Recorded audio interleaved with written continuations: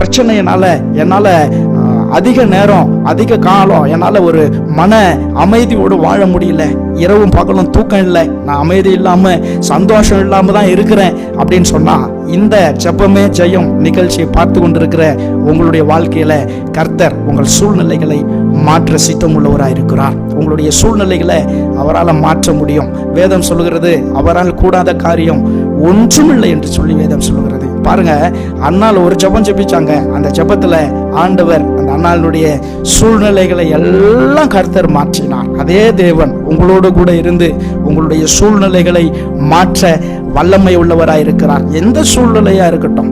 அந்த அன்னாளுக்கு சூழ்நிலை என்னன்னா, குழந்தை இல்லை, ஆண்டவர் அந்த சூழ்நிலையை மாற்றினார்.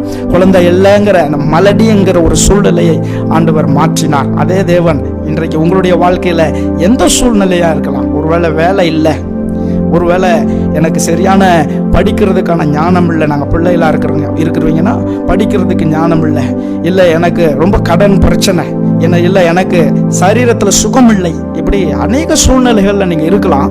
உங்களுடைய சூழ்நிலைகள் எதுவும் இருக்கலாம், ஆனால் சூழ்நிலைகளை மாற்றக்கூடிய தேவன் நம்மோடு கூட இருக்கிறார். ஒரு ஜெபம் நம்முடைய சூழ்நிலைகளை அப்படியே மாற்றிவிடும். பாருங்க, ஆகவே கவலைப்படாதீங்க. உங்களுடைய எல்லா சூழ்நிலைகளையும் என் தேவன் மாற்றி போட சித்தம்